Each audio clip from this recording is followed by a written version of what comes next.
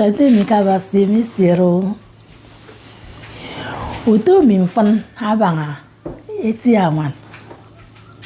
Teke etiawan etemu forebe. Idionwan asokoda mongnyong. Fana mayo mitam fiok mbugo etiawan. Seke wen menke iboro sir boro beket.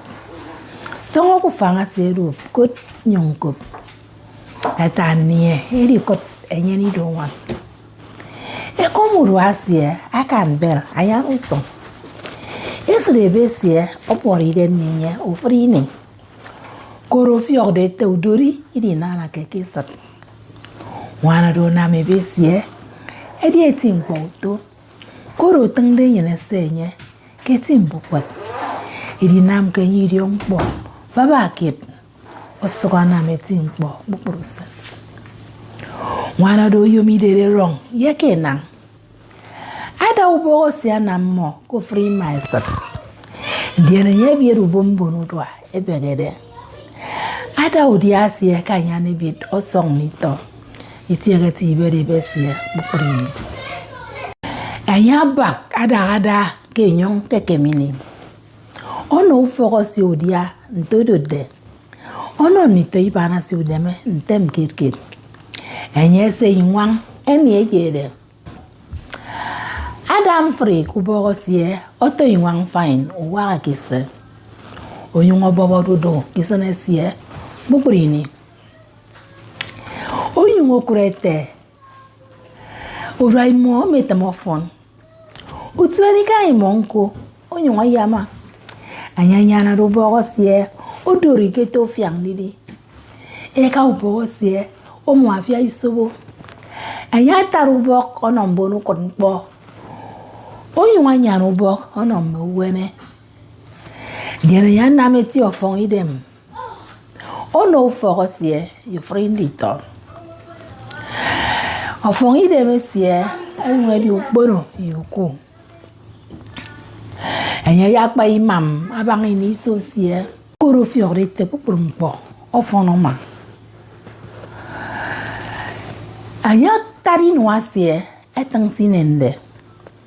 E woima oyungo doro ye keideme puprini. Anya yono ebesie ni tekeyang etodode. Amasi ebendo enya no fiorum. Imami etakamba edeyeneka ufan. Eri diong ebeti angwan kinwa tup kotu mufan kini enyeri tiere yenjobi owobio itong siorosie eri afia ukrini utong usobosie asasana ufana pasi mbaru korosie etemedi simegde ideri borosie afat bon ukrini Wana do etem ese ufogosie nterude. Ayi yung idia odia ifu baba kit. Doke ni tosi edaga kenyo. E komo nye. Ebesie oyung otoro nye. Ebesie otoro nye yo ine misak. Eti ibara kene menam. Oh, wani mami. Edi afu. Makan mo pupuru. Ndongo frak maniko. Rin song idem. Eri pipu dame fiorde. Uyai anyong erinso. Ni tabasi. Eri ye toro wana mi abagda basi.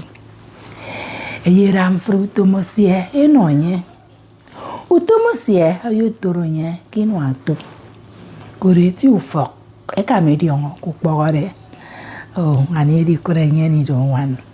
Eti awan. Eta mo fawebe. Made, ebe mi made, maswaye toa o, made, Vanessa da farima, maswaye toa, madong, ebe mi made, maswaye toa o, made, Vanessa da farima, maswaye toa. Ni tate ya itre ron fone songo bokem pangutong to tiniefen.